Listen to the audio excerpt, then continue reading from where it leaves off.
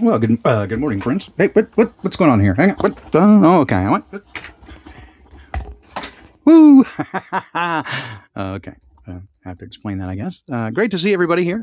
So yeah, what's happening there and what's happening right now is I have to reset the microphone because I had to turn around backwards and upside down because that's also how I make the Noodle Vision camera work. It's on the mic stand and I swing it over above the keyboard so that you can see that because I don't know. Hope you guys find it interesting. That's all. Hey, what's happening? What's happening, guys? It's Saturday morning. Good morning. Welcome to all the folks here. Blue skies outside for sure. Hey, Jack the Giant Slayer, Michelle Waldo, Mama Lungs, and Long Yellow as well, of course. Great to see you, Rob Cleveland. It's great to see you. Grounded Extracts again. Thank you so much. I just wanted to thank you again for the lovely gifts that you have given me. I'm still using that. That CBD is the bomba. Andrea Creel, great to see you, my friend. Lynn Michelle and Steve Federer. Hey, some great comments. I'll mention you later in the show. So there we go. Break is over. Time to hop back on the bike. Yep. Break is almost over for me too, and I'll explain more about that and why and what I mean by all of that coming up here in the show. We have it again, a conversation, a discussion in 4 parts. And that is part of the conversation. Jay Armstrong, great to see you as well. And Clayton Jacobs, welcome also. So I'm going to try to put all this together. And today will, again, be one of the probably hot, fresh noodles. You bet.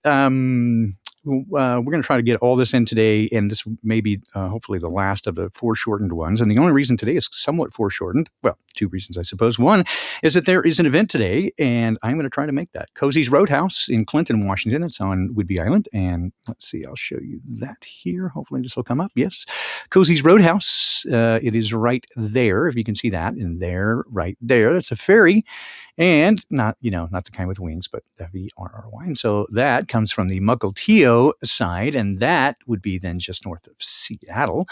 You can see here, Shoreline, and then Seattle's down here. So north of Seattle, you come up here and then sneak over to Whidbey Island, Cozy's Roadhouse, roughly around noon. Mark Sargent will be there, as well as some other flat earth crazy folks. And believe it or not, and here's one that I wanted to share with you guys today. Well, I'll get there, but part of today's topic is miracles, and that is one miracle I'll tell you about today that you will only see if you go to Cozy's Roadhouse. How about that? So today, noonish, Cozy's Roadhouse, Clinton, Washington, featuring Mark Sargent and all the folks there. So if you can make it, please do. I know that I was going to go with Brian Hattery, but Brian couldn't go. So we'll do that. Today's quote of the day. I'm going to start featuring hopefully some ideas. Today's quote of the day. Everybody's an atheist until they clog a toilet in somebody else's house. Probably Sun Tzu. Yeah, because, oh dear God, no. All right. Let's get right into it. Part 1. Let's see. We'll do this with style. How about that? So, part 1.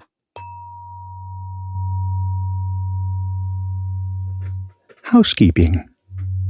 All right. So just general housekeeping. So yes, today is going to be the meetup out in Clinton, Washington, and make that if you can. There also is coming up, and I'll try to swing back over this. Where did I put that? There. We'll swing back over here. So coming up, Flatoberfest. Oh, how did that happen? Oh my, poppycock. Oh, I see. Oh, I was like, what? I remember why that's there. I was showing Jenny Sparks something, so that's part of the deal there. All right, so Flatoberfest 2021 is on, and you can get your tickets now by going to flatearthfestivals.com and going to events, Flatoberfest 2021. Don't forget to sign up for that. And also, I think that the lovely, talented, and fabulous Karen B has also hooked up some amazing hotel reservations with group discounts as well. So make sure and try to get in on that. I think you have to contact the hotel directly to get that, I believe. Double check that. But the event center is crazy cool. Look at these photographs. They got bowling.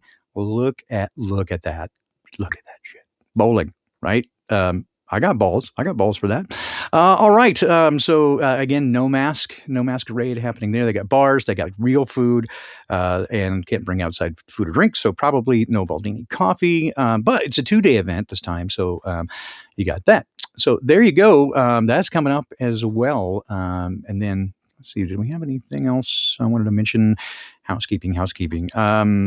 if I forget, we'll certainly get back to it. But housekeeping. So certainly today, join us if you can out there for that. We have events upcoming. Again, the part of the idea here, right, is just to hang out with like-minded folks as best you can. No need to get, hey, Allison, you can have to stay after class. Yeah, that's the deal. So there you go. I am so excited as well. I really am. I just can't express how excited I am. The last couple of times that I've gone, again, Karen B puts on a festival, right? For sure. Because she understands, right, that a great part of this is not just sitting around listening to a bunch of people go blah, blah, blah, like what you're doing with me right now, just going blah, blah, blah. This is, she's got a great sense of why people come. It is in part to get your mind fed and to learn more, right? There's certainly that is a part of it to engage your mind, but there's also engaging your heart. And that part is certainly engaged by being around other like-minded people and sharing the love. I know it sounds corny, but we do. Whenever we get together, we're two or three. I don't know which it is now. But when you get together, that it amplifies, and we just I can't even really fully describe. I think everybody who participated and attended would say the same thing. It just it is inevitable. Words don't quite describe the experience. You just have to go. We do our best. We try. You know that every time we get back, we just talk about it. We just won't shut up about it. But the reasons why, again, certainly because it's amazing. And there's nothing like being among like-minded people. And one of the things that we talk about, right, in the midst of all this just nonsense in the world, everybody's all uptight and scared. And guess who's having a great time?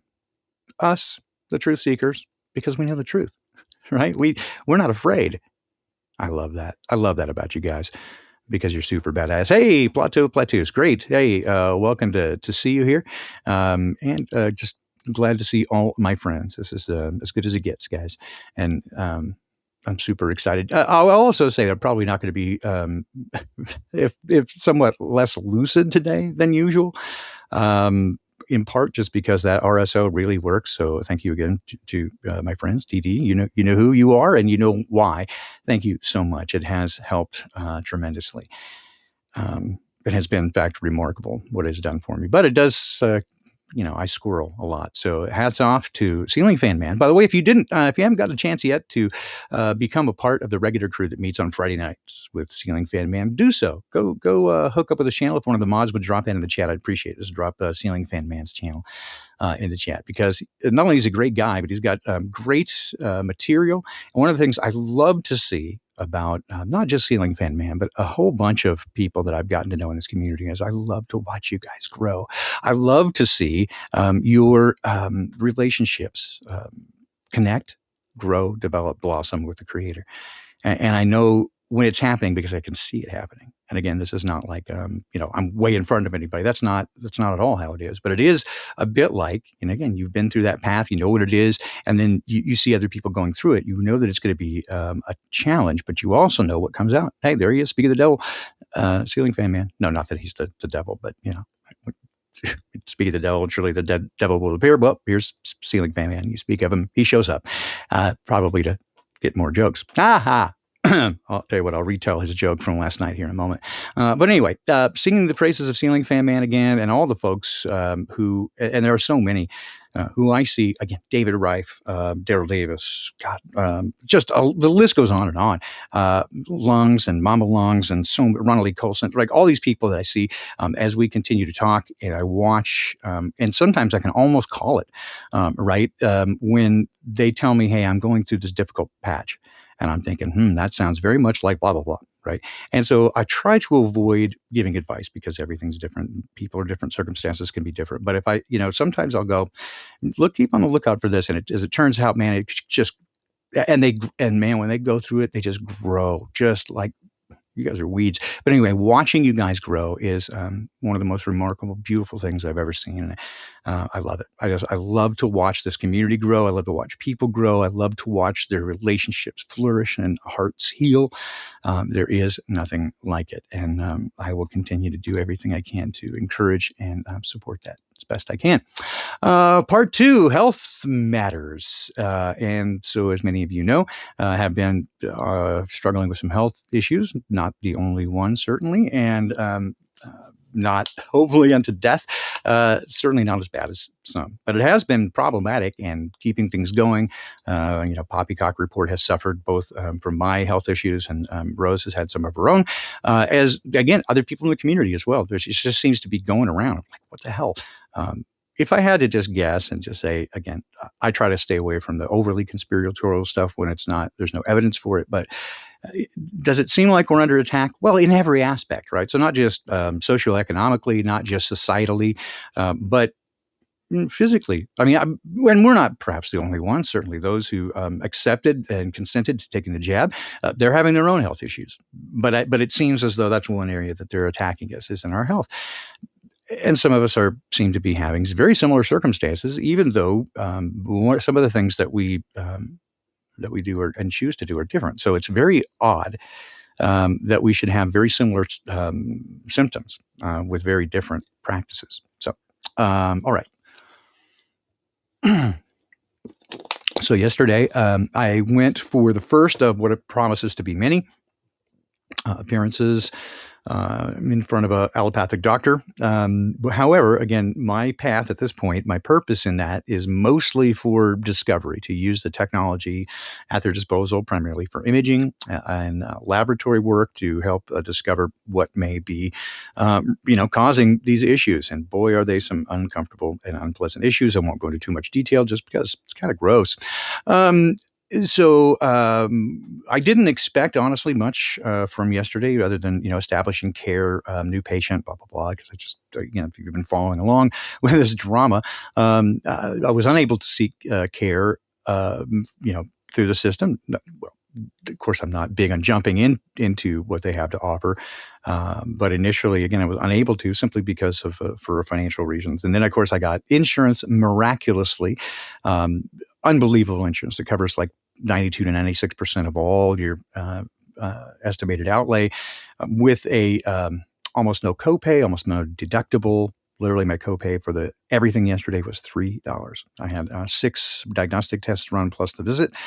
Was $3 was my copay, and the monthly premium is $1.24. That's right, $1.24. Hey, Dr. Evils, where are you? I don't know. I don't even know what platform you're on, because we're all over today. We're, of course, on YouTube as usual. We're on Rockfin, and we will be migrating more and more to Rockfin, although I will be spreading things out a bit to different platforms that are more specific to each topic. And we'll talk about that a bit more toward the end of the day. Okay, so anyway, I was expecting simply just have a conversation with the doctor, explain all the stuff going on, and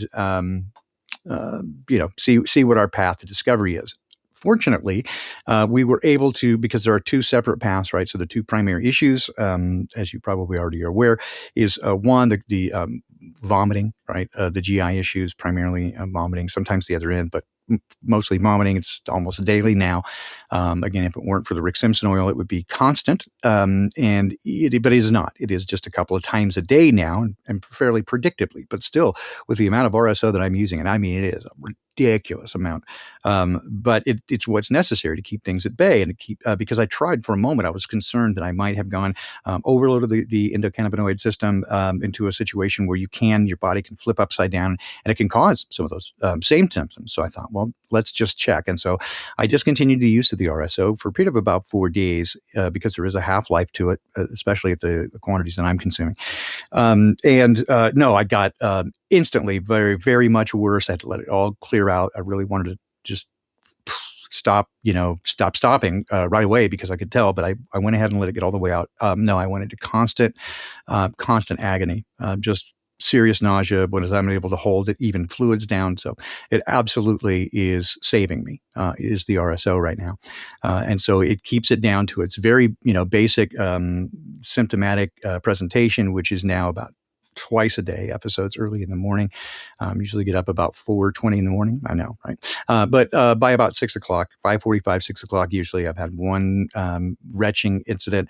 And then if there's not a midday one, then by afternoon, about 4 o'clock, there's another, and sometimes late in the evening. And that is even with the high levels of RSO. So we're looking to see what that is, what causes that. There's a couple of ideas in play. One, which is the most likely scenario at this point, is that it has to do with the CBD. And again, that's not CBD as in cannabinoids. That is actually the common bile duct that is used by both the liver and the gallbladder. So that's very likely to be some sort of blockage or inflammation there. So then the other issue, and then so there's a lot of GI stuff, again, without getting too deep into it, just motility has slowed and just a variety of things, and dark urine and just a whole bunch of stuff that majorly concerning. However, okay, and then the other thing is was the dental stuff. And of course, the dental stuff came in. It revealed one other thing, which is they discovered a mass in my esophagus near the larynx. And again, right at the what would appear to be at the lymph nodes, swollen lymph nodes or whatever. It is definitely a mass, and it's tender, so it's sore. And so that became a big concern right away as well.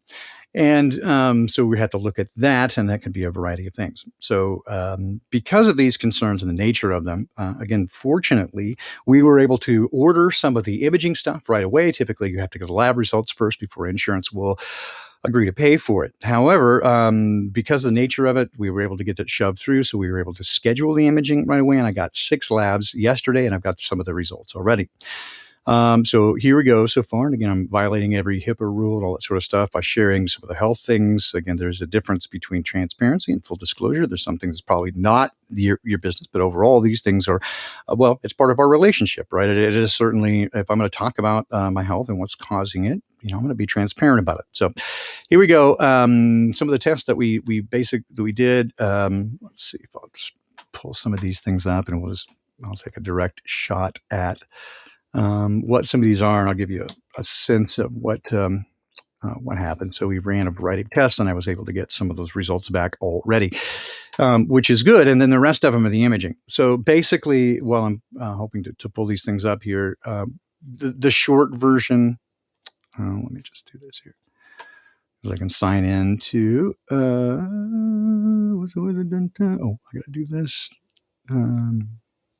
there, and then that.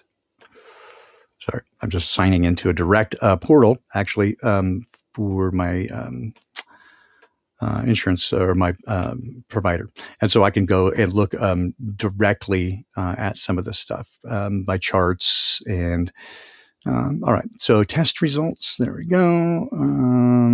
So a variety of things. CBC with differential, comprehensive metabolic panel, an amylase and lipase panel, and a TSH and free T4 panel. And so essentially, I could give you the numbers, but the basic rundown here. In fact, I'm going to get in all kinds of trouble, but I'll show you this here real quickly. The basic panel here is that everything is well within standards, the standard range. And so there's nothing really outside the standard range at all. In fact, in any of the test results. So basically I could run through all the tests, but so the upshot here is that at this time, all the test results from all the panels do not indicate anything abnormal. And so there's good news and bad news, right, with that. The of course, good news is that there's this would indicate so far, right, that we're not showing any of the markers, protein markers for cancers, right? Clearly, that's something of a relief. We're not showing enzyme panels really off on the liver. I know that that's there, and we have for some other tests that we're going to do. But anyway, so so the good news is that there's nothing really out of the ordinary there. The bad news, of course, is that leaves you still in the dark in terms of what are the things that are causing it. But that was our anticipation. The next things are we're going to do imaging, and that's all happening again next Friday. So we'll do that as quickly as we could. And so going directly to imaging, and these are the things we have scheduled. We're going to, of course, do imaging on the throat, see what that looks like. Again, it's very likely that is really just a swollen lymph node from some of the particulates from some of the inflammation that's coming from the teeth.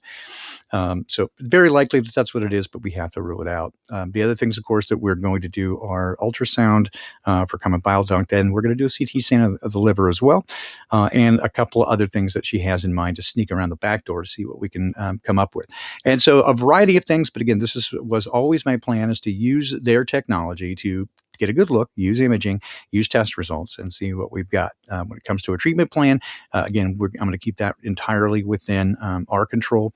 Certainly, I'll take whatever the doctor says under advisement, but we all know that they're going to have allopathic path planned. And one of the things that I saw on my my chart was that they want me, I'm scheduled for 2 vaccines. Guess what's not going to get done? And we didn't have that conversation, but I'm sure that we will, and I'm sure that they're going to bug me. I noticed a flag on there that says I'm eligible to get the Coronati jab, but guess who's not getting that as well? So anyway, the other interesting thing, and I thought that this was funny. I guess I could probably pull that up again on the chart, but this was interesting. Not just a result of being in Washington State, but perhaps a result of maybe the age, I don't know, societal norms changing. One of the conversations that I had with the doctor was that I was using RSO to treat this, and she asked out of curiosity how that worked. And I told her, and she said, well, she had a couple of patients who were going through chemotherapy treatment for cancer, and they were using it, and they had remarkable results in terms of, especially for nausea, treatment of nausea. And so she was curious as to whether I had positive results as well, and I did. So interestingly enough, usually they would just typically give you back in the day, they would snort at you, right? Give you the nose up and give you shit about it. She actually put it on my current medications, that RSO. She actually misspelled Simpson, SIMSON. She forgot the P, but that is on. She asked me how often a day I took it, and I was mostly I don't, once in the morning, once in the evening. Sometimes I will take a midday one, depends on how bad the day is. But it does. She put it on my. It's on my chart, right? That I take RSO. It's part of my treatment plan to take RSO twice by mouth daily. That was pretty cool. Also, back in the day when I was first diagnosed with ADD, and they gave me not Ritalin, but Vyvanse, right, which is amphetamine. And so at the time, I had prescribed medical marijuana and medical amphetamines, and I was like, when I was a kid and I did that, I would have been put in jail for self-medicating, and now I have a prescription for it. I don't take those things anymore, at least any of the allopathic stuff and the amphetamines. It's just not good. It did do some of the things that it said it would do, but on the other hand, it did side effects that I did not like. So anyway, enough of that. So here's prognosis again moving forward, is that imaging comes next week. Hopefully between now and then, the inside stay inside, the outside stay outside. Can't guarantee it. It's always a struggle day to day. However, again, it seems so far that there have been, and I'll put this up there, miracles. Just one of many.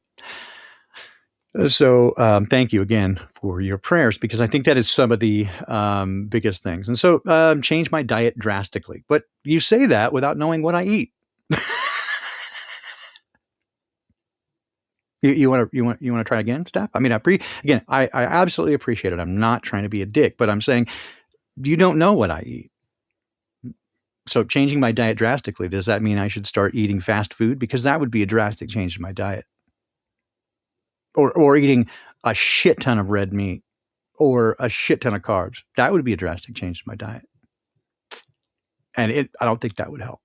So again, I appreciate everyone's offering. Again, I absolutely do not mean to be a jerk about it, but what I'm saying is, again, I love everybody's recommendations, and there's so many I can try at the same time, right? I have to do just a few things at a time. And so I have tried a number of different things. Diet was the very first thing I addressed. And since it appeared to be a gallbladder thing, right, the first thing was to cut back on fat, and give it a rest. Again, I have been, and I absolutely know that it's going to be a probably diet related thing. But until I know what that is, I don't know which direction to go. And just drastically changing things, this is again why I didn't drastically change things to start with, because you just don't know what's happening, right? You can't ever track what's going on. If you just drastically change everything, you have no idea what changed. And so you have to do things a bit at a time. And it's frustrating. Can I marinate a steak in RSO? Don't know. But RSO is also on the next part of the treatment plan for me. I want to try some couple of different things. But again, it's going to help when I have better idea of what's happening with the imaging, because I can target better. The other thing that's going to happen is, in addition to using sound therapy, I'm going to start using magnetic therapy and see if that helps, and also general well-being. See what we can do there. The other thing I wanted to touch back on here was the health matters, which is not just for me, but for you. One of the things I've always been blessed with is generally not just good, but excellent health. Ridiculous good health, especially the way that I've treated my temple. It wasn't always great, especially when I was younger. Well, many people are guilty of that. We think we're 10 foot tall and bulletproof, and the body, we are fearfully and wonderfully made, and our body recovers from all sorts of stuff that we throw at it. And it seems like it's never going to be a problem. But I will tell you, one of the worst things that I've seen is aging. I'm not a fan. I unfriended it on Facebook. And so I would say, if you have not yet considered your vehicle, your body, the temple, as something immensely important, and that you need to take absolute every precaution, and care for, do it, because you don't appreciate your health until it begins to become an issue. And then it changes everything. Your life stops until you can get things figured out. Because, you got to live. Yeah, it's not for sissies. That's for sure, Cammie. Love you. Yeah, absolutely. It is not for the faint of heart, this getting older thing. But if you are not already taking extreme caution and care, and I don't mean to scare anybody. This is not, again, fear porn at all. But what I am saying is that if you're ignoring the basics of healthcare, which is what you ingest, you are what you eat, and not just your physical well-being, but your emotional and mental well-being as well, right? Spending all your time focusing on stressful things that you can't do anything about, that will kill you in a hurry, right? And so it's not my place to tell anybody what to do, right? The one issue I have with very religious people, or people who diligently follow a particular lifestyle choice, is their propensity to then demand others do the same as them. And generally I understand that often it comes from a good place. They're trying to help other people, but they get so militant about it, right? They become a drag. And certainly it's not my place. I never want to be that guy. Only share, again, like Ceiling Fan Man said last night, what works for me, right? The way that I see things and what's been helpful and effective for me. And so what's on the screen now, the miracles prayer, right? That has been the most effective thing. And I want to share with you, again, miracles that our own community is seeing because of you guys. Your financial assistance, your prayers, your help for one another has been so beautiful, and I want to see that continue. There's nothing like it. So again, if you want to donate to any of those things, just to me personally, okay, I appreciate that. But mostly I try to use it to help others. And of course, Sue Finelli, I just saw you in chat. Super Sue. She needs a change of venue. We're trying to get her some stuff to help out. If you have specific questions about that, of course, you can reach out via email. And we have others in our community that we try to reach out and help from time to time as well. So if you get the opportunity, just join in, and we try to help folks out with that. All right. So continue that. And if nothing else, just continue to pray for people. That is the most powerful thing that I know of. It's a spiritual battle, and that is the most effective weapon that you have, is prayer. All right, part 4. Oh, wait a minute. I hope, is Brian here? Part 4. No, not that. That. I just have to show you that little Mandela effect there. All right, part 4, the fabric of space-time. What the heck am I talking about? So I want to continue this quick idea that I introduced randomly, and this is going to, and again, I'm a little unprepared to present the entire concept here, but I want to whet your appetite a bit. And I think this may be a presentation that I put on Rockfin just to provide some value over there. So a premium Rockfin stream. Again, I'm not trying to keep anybody out, and sooner or later, as luck would have it, I'll probably drop it somewhere like Odyssey, Library, something like that. I don't think any of my live streams have made it over there. I got to get some kind of approval process. Who knows? But I just want to give it some value. I'm not trying to leave anybody out. If you're not part of the Rockfin community and you don't want to pay the extra stuff, man, I totally get it. But over there, it's $10 a month.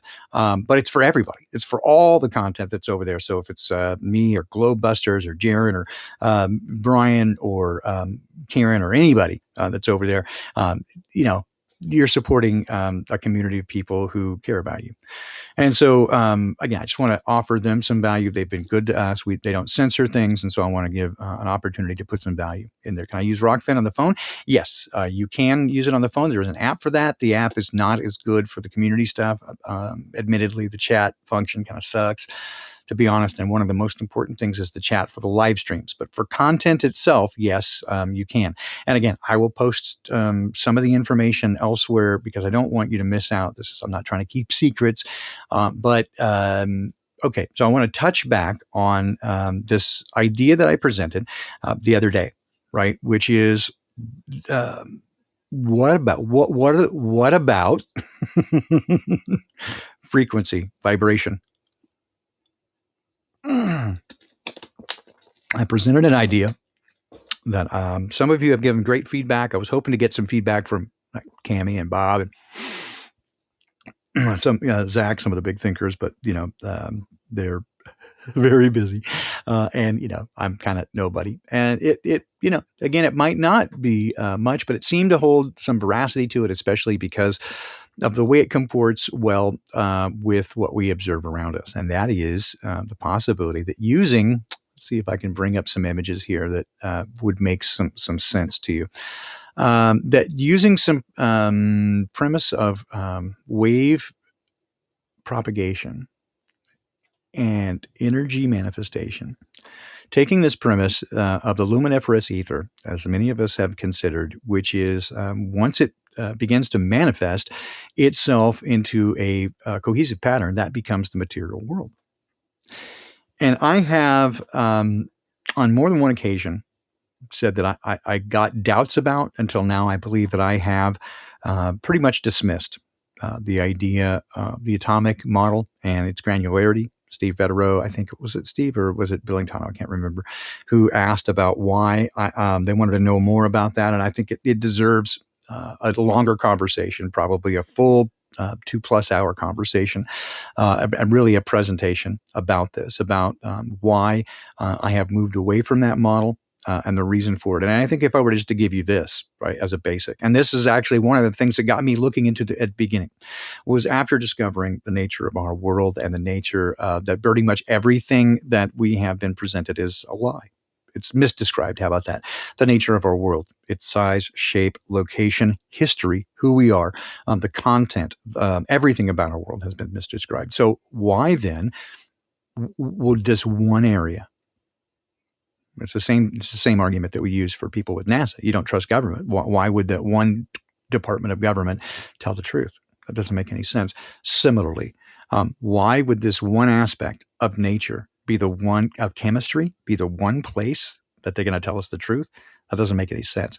And so I considered frequency, vibration, and then when you start to put in cymatics and you start to get things together and you begin to look at a variety and in a multi-dimension, or not only just multi-dimensional, but multidisciplinarian sort of way, then things begin to make some sense. And that's one of the things that I want to share with you this morning is using a multi-disciplinarian view. I think is one of the best ways that we can solve these questions because they have us specialize. And it's an interesting thing. Again, I try to pick up information everywhere, right? Um, so one of the things, and I had mentioned this in a previous stream, I got into listening to Sammy Gravano, right? Talking about the mob stories. And there's so much about that's fascinating to me. Besides, he's just an interesting character. But one of the stories that they were telling, and again, it just goes to show the nature of compartmentalization, is one of the rackets that they had in the 70s and early 80s was, if you're old enough, you remember phone booths. Right. A phone booth was a payphone, right? A glass booth, and you go inside and you dropped coins in to make the call before the days people had cell phones. And sometimes people would do collect calls or, person to person, that sort of stuff. But typically it was you dropped coins in it. And so it was also a pretty durable, sturdy, it was robust. How about that? If you listen to Secrets of Saturn regularly, you know what we're talking about, robust. So it was a fairly robust system. And so the mob had a racket in which they were going to steal the money out of that. Well, it was a challenging proposition. And here's what I want to get to is that the lock system, the lock mechanism, which was made by at the time, if you're old enough to remember, Ma Bell,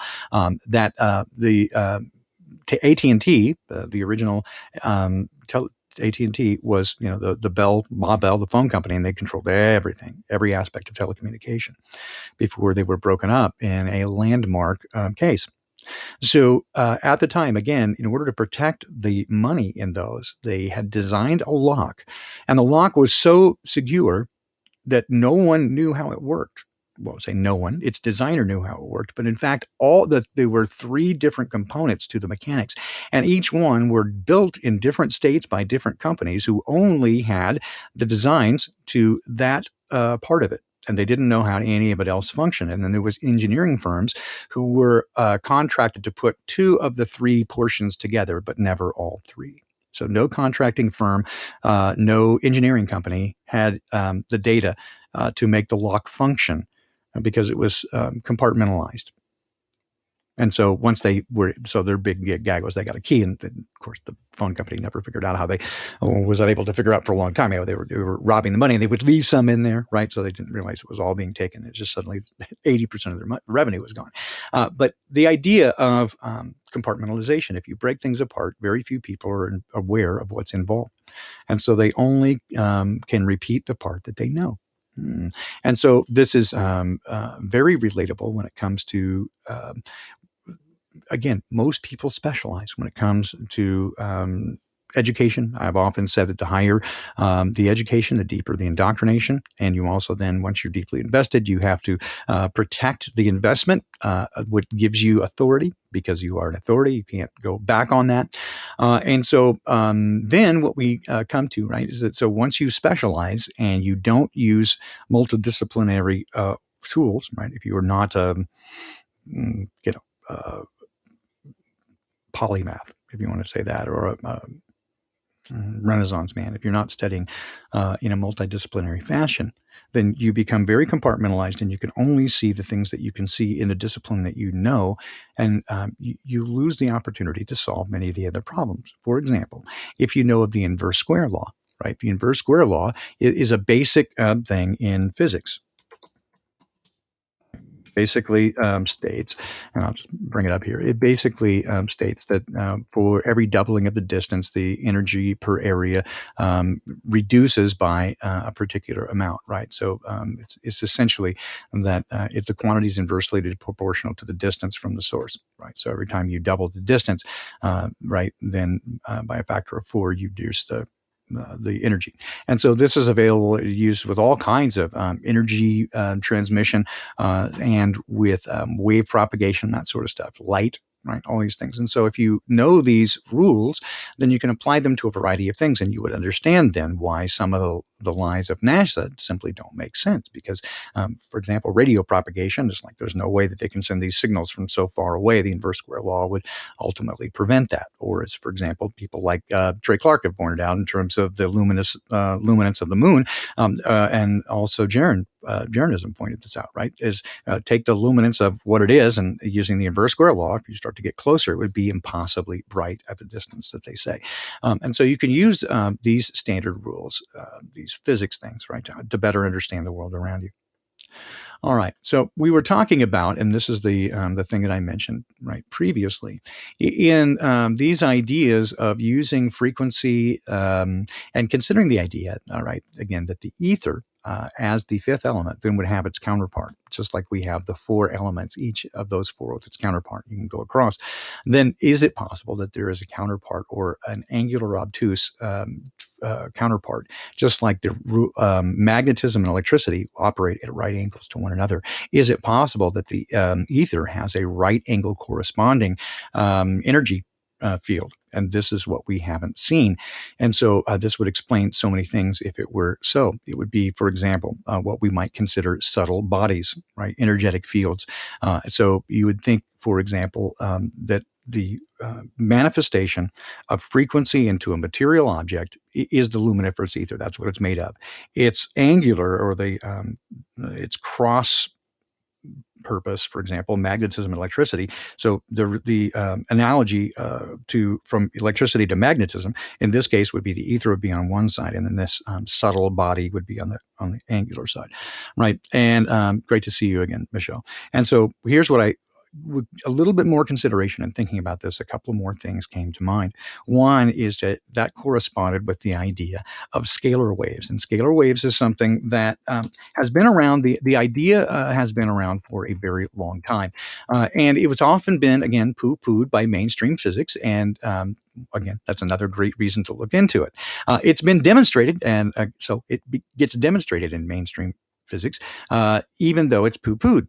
They have demonstrated that it actually exists. And it's misdescribed in some ways. But again, scalar waves produced when two electromagnetic waves at the same frequency are exactly out of phase. But it creates, again, at that obtuse angle, at that 45 or rather 90-degree angle, it creates another set of frequencies corresponding and in harmony with the original ones. And this creates a certain kind of manifestation, right? That is measurable, right? And so there's a lot of things you could do with that.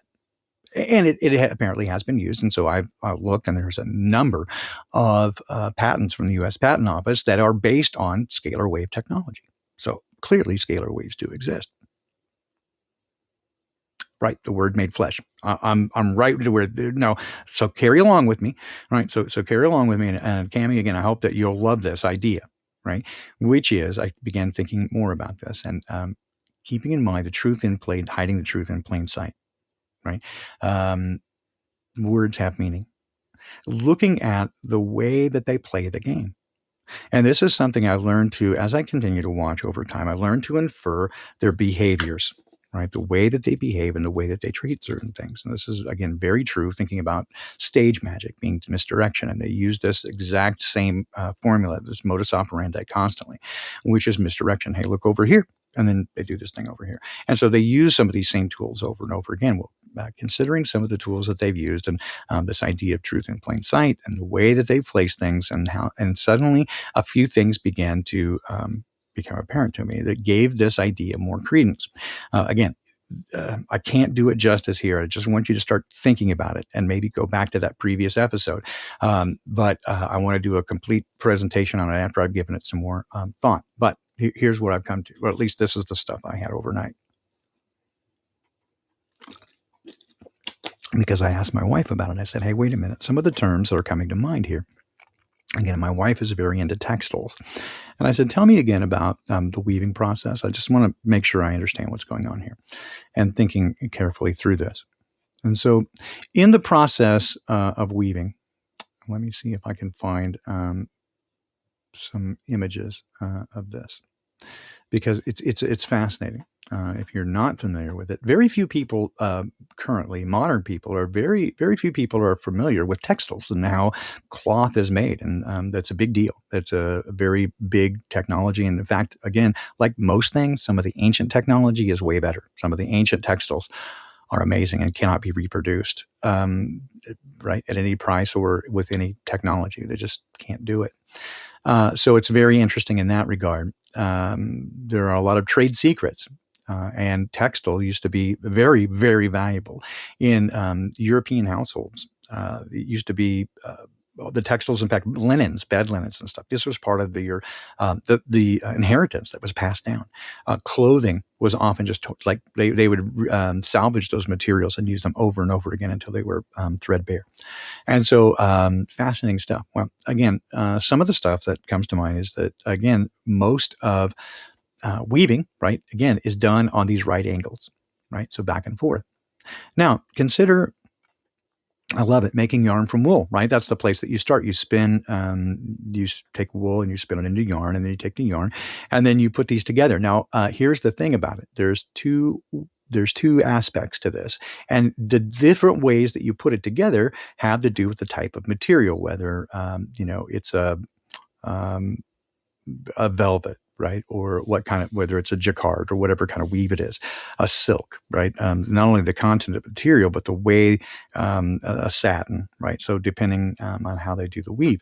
And so, but you have two aspects. There's, of course, the one axis and the other axis. And this axis, now you would think that this axis, the up and down, and this is the part that provides the context or the framework for it. Usually this is in a vertical. If you see this part I'm pointing at right here, that's usually in a vertical on a big loom. And then back and forth, right, goes back and forth. And that's the shuttle that goes back and forth. You can just kind of see that here.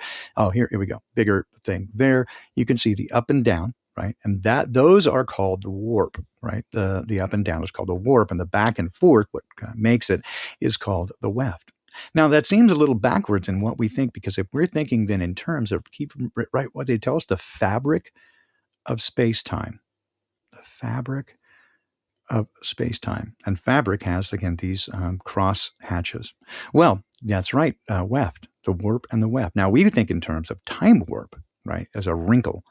But if time warp is the fabric, the direction in which it goes, then the weft, the back and forth, is what we experience, these lifetimes that go through the warp, the weft. It is the fabric of space-time. Now, if this is, if I've got my head on straight, if I'm thinking about this right, then it would make sense that we are, okay, this may make your head explode a little bit. What if we were looking in the wrong direction? Okay, so remember, I said before, and I don't know if I can find, let's see if I can find this whiteboard thing again. A cool whiteboard app. Did I do that? I don't know if I don't know. I had a whiteboard thing I was doing before. I don't know if this is the same one. It was, let's see if I can just start drawing. So I'm going to create a whiteboard. We'll try that. All right. So remember that we have this axis here, right? And so previously I mentioned that if this is the direction of intention, right, we have this obtuse angle, this direction here, right, which may have intention. So if this is our intention here, what about this side view, right, this cross angle? And this is what I was focused on last time. But what if, for example, we have this backwards? What if this is the direction here? This is the time warp, the warp of time. This is the direction of the universe, and we exist here, this way. And we're looking in the wrong direction. And so time happens to us in this linear fashion, right? Because it's the warp of time is crossing us. And so we experience it this way. We don't really have a good view that way. We can only experience it this way in the weft, the fabric of our lives. You named it. That's exactly what I'm thinking, right? Because they've given us the keys. It's right there, the fabric of space-time, time warp, right? And so what, again, if we're looking this way, now this opened up this idea that we exist. Now, again, if that is true, if the premise there even has any validity at all, then this is reality. right? So we have it backwards. So the shadow, so instead of this being us and this being the shadow, so upside down, this is reality, and we occupy the shadow world, the space in between, right? And so, in other words, what we are is not special. We are in fact very special, but the reality here, right? This is reality that moves in this direction. This is reality that every other multidimensional being experiences, is this reality. But we exist somehow in a space in between that's created from this idea of the scalar waves. It's a manifestation of this energy pattern. It's the sideways energy pattern here. And so somehow he's managed to make, he, the creator, them, they've managed to create us in a space in between. We exist in that intermediate space. And doesn't that then work with every single ancient story that we've been told, that we exist in the space in between? And of course, it makes sense that, yes, we think of it as this kind of three-dimensional here. So wait, this is the circle right here. So that is the circle. And then we've got this, and this would be the dome, and this is the underworld, right? And this is the tree, the Idrisil tree, and then you've got the underworld like that. And so we exist on this plane here. But this is the space in between, this bubble, right, that exists in the great deep. And the great deep, right, it exists because it exists in this line here, this energy motion here. That's everything else. That's reality.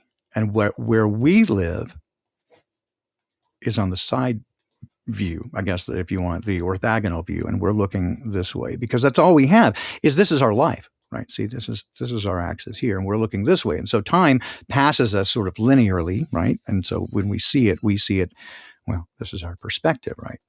Sorry, we're looking here, and I'm giving you a perspective view, right? Something off in the distance here. We see it that way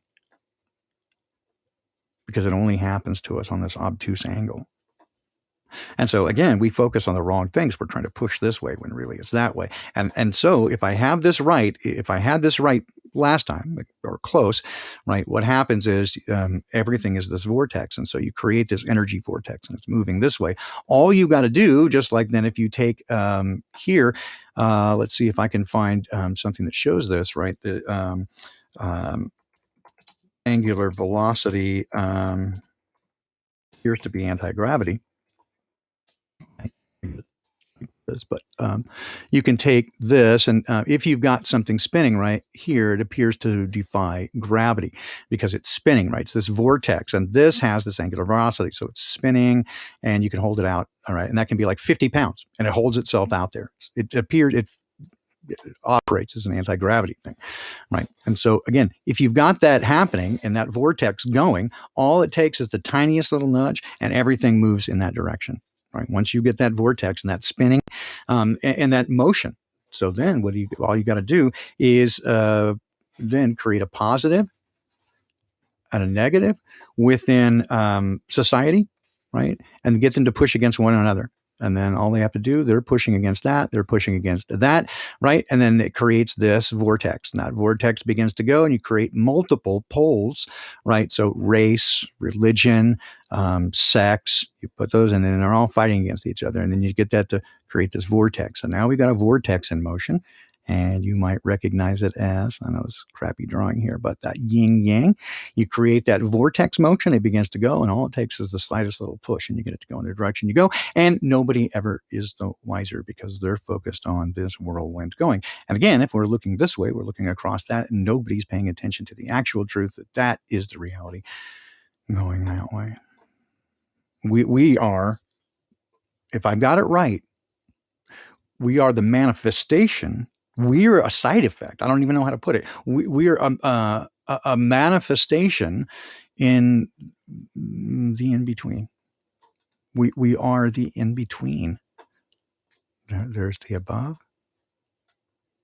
and the below and the in-between. And we're the in-between. And everything is frequency, vibration, manifestation, intention, will. the ether, right? Moving. Last time I presented it this way. But if I were to do it right, I think maybe it's this way. Ether manifests the physical. The counterpart to that would be the non-physical. And that's on this aspect. And this is the aspect that the stars, the luminaries, work on. All right, think it over, guys. There's that. I am going to get ready now to go to see the friends out on the island. Hopefully, miracles. I was going to pop back on that one.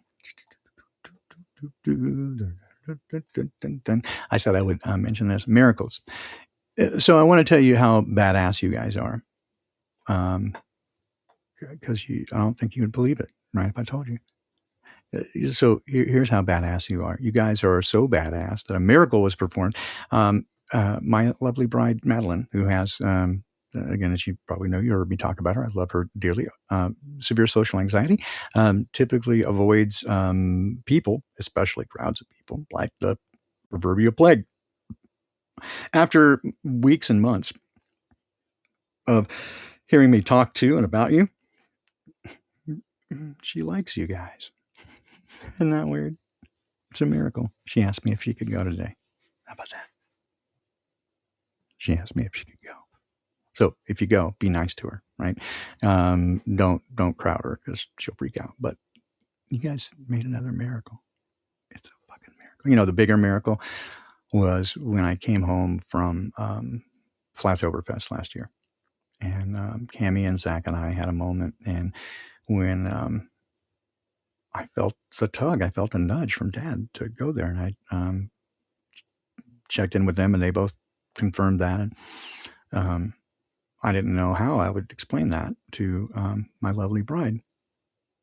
And then some weeks later, randomly, seemingly out of nowhere, she goes, "Hey, if you wanted to, I don't know, start like a hippie compound, a cult thing or whatever, I'd be totally into that." I'm like, what the fuck? Who are you? Who are you? What did you do with my wife? Are you possessed? No. So I didn't have to sell it at all. She proposed it to me. That's the miracle. And again, that's Dad. All things work together for good for those who are his friends. And I want to reiterate that from, if you again watched the stream last night from Ceiling Fan Man. If you didn't, if you didn't, you should go visit that. But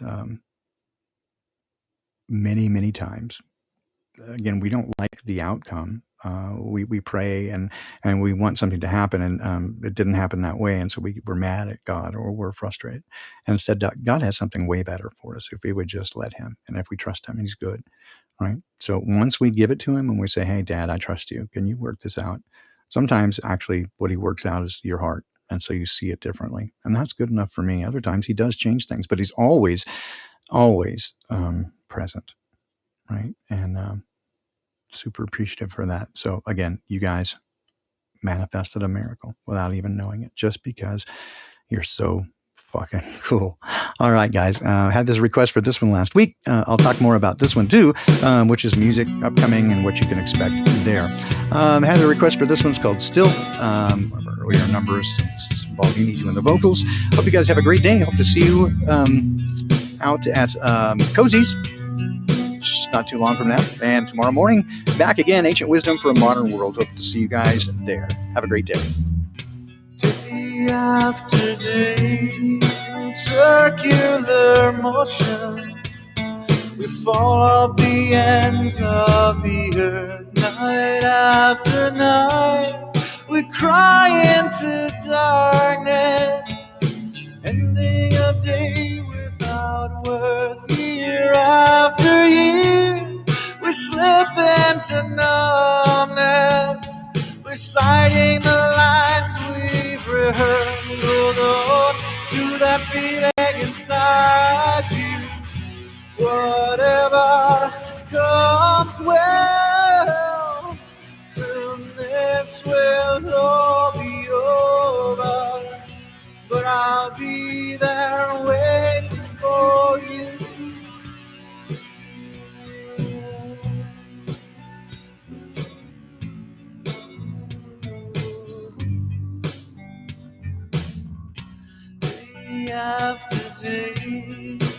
clock keeps on ticking. We act like we haven't heard. Night after night, surrounded by music, not understanding the words year after year, ignoring the calling. We label such things as absurd. Hold on to that feeling inside you. Whatever comes, well, soon this will all be over. But I'll be there waiting for you still.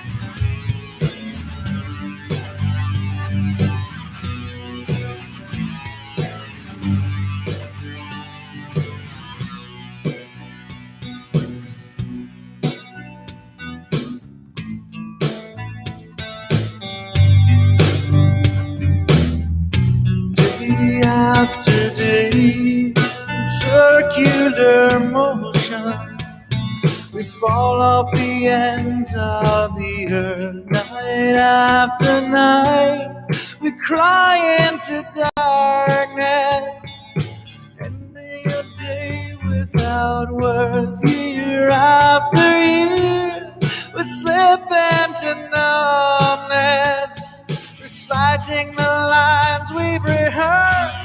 Hold on to that feeling inside you. Whatever comes, well, soon this will all be over. But I'll be there waiting for you still.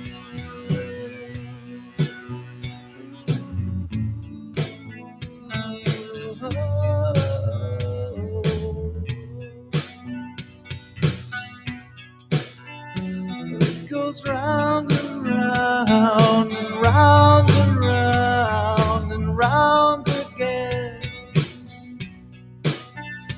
It goes round